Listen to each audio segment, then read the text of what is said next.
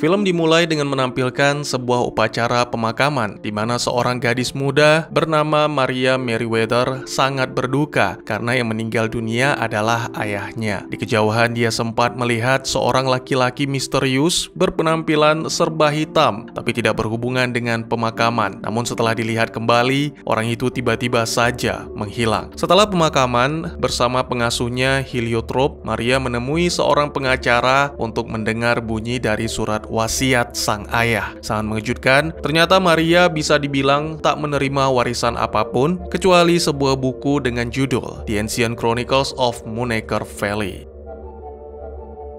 Saat malam, karena penasaran, Maria membaca buku tersebut. Berkisah tentang seorang wanita muda yang mendapatkan cinta dari alam semesta. Wanita tersebut diberkati dengan mutiara ajaib sehingga menjadikannya sebagai putri bulan. Meskipun demikian, wanita itu tetaplah anak manusia keturunan keluarga De Noir dan jatuh cinta dengan seorang pria dari keluarga Merriweather bernama Rolf. Singkat cerita, saat diadakan pesta pernikahan, ayah dari putri bulan, yaitu William, memberikan singa hitam yang langka sebagai hadiah. Sementara Rolf memberikan istrinya seekor unicorn putih yang sangat indah. Kebahagiaan tiada tara dirasakan oleh putri bulan sehingga dia mengumumkan tentang mutiara ajaib yang dapat mengungkap kebenaran dan kejujuran di dalam hati, serta mengabulkan segala keinginan baik ataupun buruk. Mendengar hal ini, William dan Rolf seketika menggila karena dipengaruhi oleh keserakahan. Kemudian, tiba-tiba saja selamat datang dan selamat berjumpa kembali bersama saya Teguh Gusto. Bagaimanapun kabar dan dimanapun kalian berada, saya doakan semoga teman-teman sekeluarga sehat-sehat saja. Seperti biasa, saya akan menceritakan tentang sebuah film, yang mana kali ini berjudul The Secret of Moonaker, sebuah film yang rilis di tahun 2008, disutradarai oleh Gabor Sisupo, serta dibintangi oleh para aktor yang sering saya lihat di layar lebar ataupun layar kaca, tapi lupa nama. Baik, tidak usah berlama-lama, takut keburu dingin itu kopinya. Segera kita akan melanjutkan cerita. Cerita berlanjut dengan menampilkan keesokan paginya, Heliotrope membawa Maria ke manor atau rumah bangsawan di Moonaker untuk tinggal bersama sang paman yang lama tak ditemui Maria bernama Sir Benjamin Merriweather. Ya, tidak terjadi apapun semalam karena Maria memutuskan untuk beristirahat. Beberapa waktu kemudian, dalam perjalanan mereka diserang oleh beberapa orang, termasuk laki-laki misterius yang sebelumnya dilihat oleh Maria. Karena kusir yang dungu tak bisa diharapkan, maka Maria dan Heliotrope memutuskan untuk melakukan perlawanan sehingga berhasil menyelamatkan diri. Tak lama kemudian, mereka akhirnya tiba di manor disambut oleh Sir Benjamin atau selanjutnya kita sebut Ben. Pria itu tidak terlalu tua, namun sangat tegas dan disiplin. Dia mengucapkan turut berduka atas meninggalnya ayah Maria dan menolak mendengar cerita tentang penyerangan yang dialami oleh Maria dan Heliotrope. Tak lama berselang, Ben memperkenalkan mereka kepada seekor anjing hitam yang aneh bernama Rolf, dan terakhir dia membimbing Maria dan Heliotrope ke kamar masing-masing.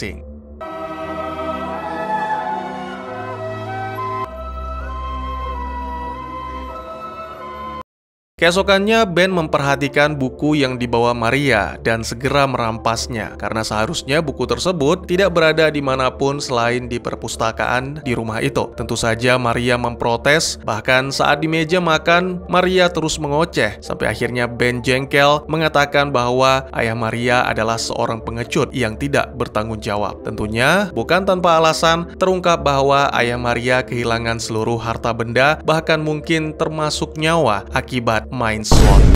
Maksud saya perjudian.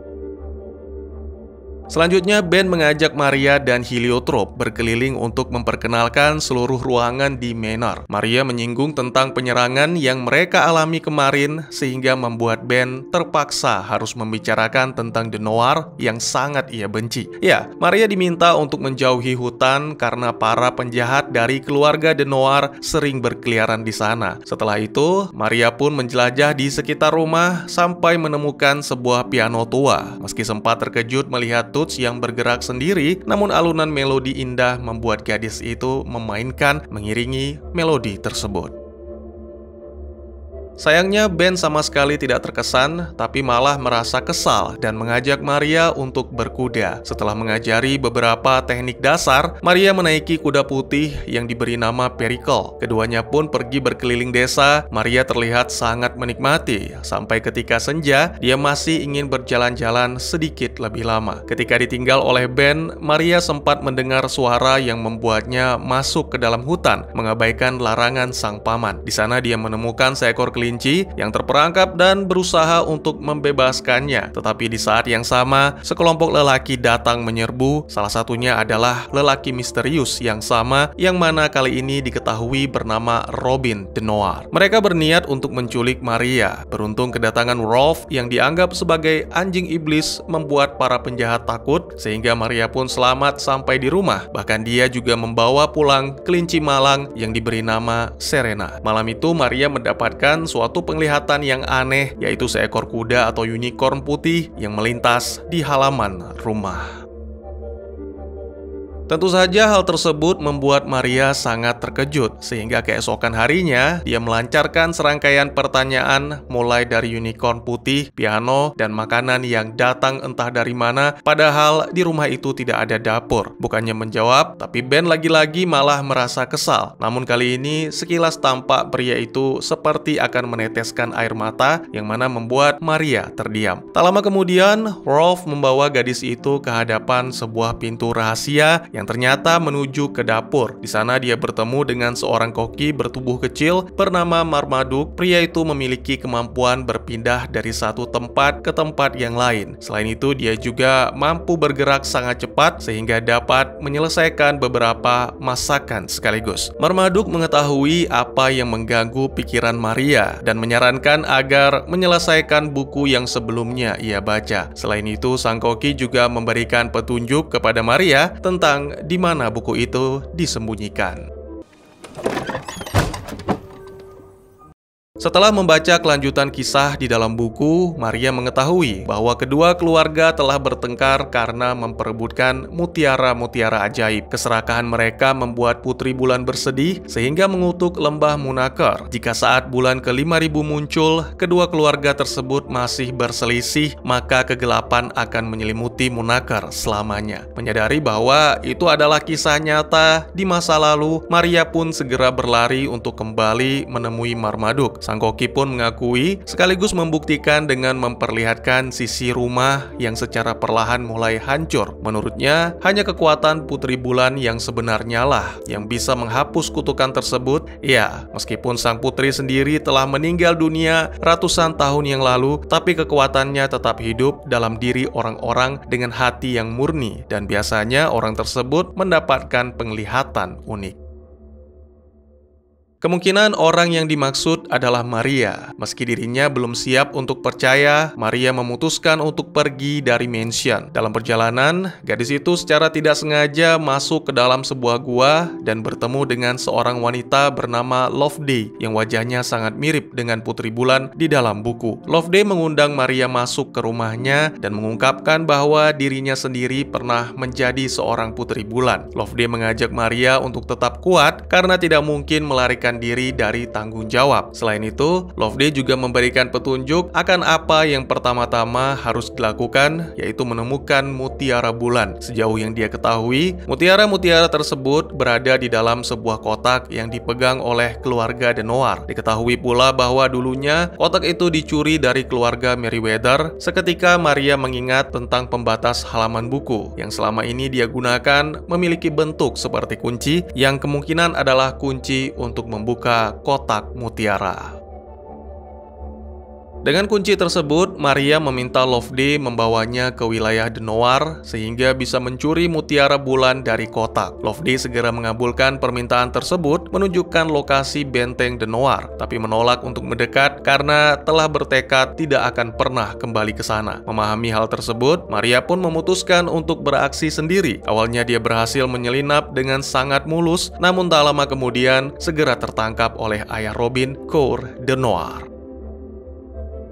Tidak ada pilihan bagi Maria selain menyerahkan kunci yang ia miliki. Namun tak lama berselang, terungkap bahwa kotak mutiara sebenarnya tidak membutuhkan kunci karena tidak ada apapun di dalamnya. Cor menuduh bahwa Merryweather telah mencuri mutiara. Selain itu, Cor juga mengetahui bahwa Maria adalah putri bulan yang selanjutnya dan mengatakan bahwa saat kegelapan abadi datang, yang diperkirakan tak lama lagi, The Noir pada akhirnya akan bangkit dan berkuasa lalu menghukum pengkhianatan dan keserakahan Merryweather. Setelah itu Maria dikurung di dalam sebuah penjara, tapi tentu saja itu tidak menghentikan niatnya. Keesokan paginya, Maria mengenakan gaun untuk mengecoh penjaga, lalu ketika pintu sel dibuka, gadis itu segera memanfaatkan kesempatan tersebut untuk melarikan diri. Mengetahui hal itu, Cor memerintahkan anak buah untuk mengeksekusi Maria karena tak ingin menghapus kutukan. Segera Robin dan rekan-rekan mengejar sampai nyaris menangkap Maria, namun gadis itu nekat melompat ke dalam hutan dan berhasil bersembunyi di sana. Tak lama berselang, Rolf lagi-lagi muncul secara tiba-tiba untuk menuntun Maria pulang. Setibanya di rumah, Ben yang sangat khawatir memarahi Maria. Apapun alasannya, tetap saja Maria telah melanggar peraturan dan itu bukanlah sesuatu yang baik. Beberapa waktu kemudian, saat malam, Ben yang menyesali tindakan kasarnya mengetuk kamar Maria dan mencoba berbicara. Ben meminta maaf, menjelaskan bahwa dirinya melakukan hal itu karena benar-benar merasa khawatir. Maria memang tidak menjawab, tapi gadis itu sepertinya tersentuh dengan kata-kata Ben yang meskipun kaku, tapi penuh kasih sayang. Keesokannya, Maria terbangun lebih awal karena mendengar suara-suara misterius. Segera gadis itu mempersenjatai diri dan bersembunyi di balik perapian. Sangat mengejutkan, ternyata yang datang adalah Loveday. Hal tersebut sekaligus mengungkap bahwa wanita itulah yang beberapa hari terakhir datang membawa gaun dan pita untuk Maria melalui pintu rahasia. Maria pun mengungkapkan rasa kecewanya terhadap Loveday karena sebelumnya pergi begitu saja. Loveday meminta maaf dan sebagai gantinya, wanita itu memberikan gaun putri bulan yang sangat mirip dengan miliknya. Selanjutnya Maria pun mengajak Loveday turun ke lantai bawah, tepatnya ke ruangan piano. Sementara Loveday memainkan alat musik itu, Maria melihat sebuah cermin dan ketika diperhatikan lagi, dia mendapat kilasan masa lalu Ben dan Loveday sebagai pasangan kekasih yang saling mencintai. Kemudian terungkap bahwa mereka hampir saja menikah, namun semua berubah ketika Loveday mengungkapkan bahwa dirinya berasal dari keluarga The Noir. Tentu saja pengakuan tersebut membuat Ben marah sehingga membatalkan pernikahan mereka dan Loveday pun pergi. Beberapa waktu kemudian, melihat sebuah lukisan putri bulan yang entah dari mana datangnya hendak diturunkan, Maria meminta Dickweed untuk berdiam diri dan segera tak lama kemudian, gadis itu kembali bersama Heliotrope dan Marmaduke meminta semuanya memperhatikan lukisan itu baik-baik. Lalu tiba-tiba saja, putri bulan yang ada di dalam lukisan menunjukkan jalan menuju ke sebuah pohon di mana mutiara ajaib disembunyikan. Ya, sebenarnya hanya Maria yang bisa melihat hal itu. Dia memutuskan untuk meminta bantuan Robin karena pemuda itu mengetahui seluk-beluk hutan. Selain itu, sebelum berangkat, Maria menulis 2 surat untuk Ben dan juga Loveday yang masing-masing berisikan ajakan untuk saling bertemu. Saat petang, Benjamin dan Loveday pun bertemu kembali setelah sekian lama berpisah. Keduanya tampak bahagia pada awalnya, namun masalah muncul ketika menyinggung kata maaf membuat keduanya saling menyalahkan. Sampai akhirnya mereka menyadari telah tertipu oleh surat yang ditulis Maria. Tak lama kemudian, bersama dengan Heliotrope, Marmaduke, dan Dickweed, mereka memulai perjalanan ke dalam hutan untuk mencari Maria. Di sisi lain, Cor mengetahui kejanggalan-kejanggalan melalui elang mata-mata kesayangannya. Salah satunya adalah bahwa Maria kini berada di dalam hutan sedang mencari mutiara bulan, sehingga pria itu pun segera mengerahkan anak buahnya. Sementara itu, Maria sendiri sedang bertemu dengan Robin di hutan setelah sebelumnya berhasil memancing pemuda itu dengan Serena yang menjadi umpan. Tergantung seperti itu, membuat Robin sangat tidak nyaman sehingga memutuskan untuk mendengarkan penjelasan. Maria meminta Robin membantu menemukan mutiara bulan. Sebenarnya Robin ragu karena dia sangat dilarang untuk berhubungan, apalagi membantu keluarga Merryweather. Tapi karena Maria berhasil meyakinkan bahwa ini adalah satu-satunya cara mencegah kegelapan abadi, maka Robin pun setuju dan kemudian bersama-sama mereka mencari pohon sesuai dengan yang diarahkan Putri Bulan. Dalam perjalanan, salah satu anak buah Kor berhasil menangkap Robin sehingga membuatnya terpisah dari Maria. Kemudian Robin dibawa ke hadapan ayahnya yang marah karena pengkhianatan yang dilakukan. Kor menegaskan bahwa dirinya tidak akan lagi mempercayai Robin dan berjanji akan menghukum pemuda itu dengan tangannya sendiri. Kembali ke Maria yang kini sendirian karena Rolf juga terpisah darinya. Tak lama kemudian, dia mendapat penglihatan tentang unicorn putih yang mengarahkannya ke pohon di mana mutiara bulan berada. Sialnya, tepat sebelum masuk, dia tertangkap oleh Kor yang memaksa agar dibimbing ke mutiara bulan. Di tempat lain, Robin berhasil melarikan diri dari anak buah ayahnya dengan bantuan Rolf. Namun sangat disayangkan, Rolf tertembak sehingga membuat anjing pemberani itu pun kehilangan nyawanya. Di saat yang sama, Robin mendengarkan teriakan Maria sehingga segera menuju ke sumber suara tersebut, sampai akhirnya berhasil menyelamatkan gadis itu dari ayahnya. Maria dan Robin kemudian menuju ke pohon yang sebelumnya dengan memasuki lubang di antara akar-akar. Begitu berada di dalam, mereka akhirnya menemukan mutiara bulan dan bersamaan dengan datangnya anak buah Kor, Maria dan Robin melarikan diri melalui terowongan rahasia. Mutiara bulan yang bercahaya dan bayangan unicorn menjadi penunjuk arah bagi dua muda-mudi itu menemukan jalan keluar. Sementara di sisi lain, Kor telah tiba di sebuah tebing menatap bulan yang sepertinya tak lama lagi akan menghantam bumi. Terungkap bahwa itu adalah bulan ke-5000 yang dikatakan oleh Putri Bulan di masa lalu. Kemudian, tak lama setelah itu, Ben tiba dengan para pelayan yang kemudian diikuti oleh Maria dan Robin. Maria menunjukkan mutiara bulan yang berhasil ditemukan, namun menghalangi siapapun yang berusaha menyentuhnya. Gadis itu mengatakan bahwa keangkuhan dan keserakahanlah yang menjadi akar masalah perselisihan dua keluarga tersebut. Meskipun demikian, Kor dan Ben tetap bersikeras tak mau disalahkan, bahkan walaupun Loveday datang untuk menenangkan. Pada momen ini, terungkap bahwa wanita itu adalah anak dari Kor de Noa. Melihat hal itu membuat Maria sadar bahwa dia harus segera bertindak. Gadis itu berjalan ke tepi tebing dan melompat bersama dengan mutiara-mutiara bulan. Tak lama berselang, seketika gelombang besar menerjang ke arah tebing dengan ratusan kuda putih dipimpin oleh unicorn yang membawa Maria. Melihat hal itu, Ben pun merasa lega dan segera memeluk Maria. Mutiara yang dikembalikan membuat bulan naik secara perlahan sehingga menghapus kutukan kegelapan dan secara ajaib juga membangkitkan Rolf serta mengembalikan tubuh aslinya. Film pun ditutup dengan menampilkan Ben dan keluarga Loveday yang memutuskan untuk berdamai dan saling meminta maaf. Kini akhirnya, keluarga Merryweather dan de Noir bersatu, serta lembah Munaker akhirnya kembali menjadi indah seperti dulu. Dan tamat.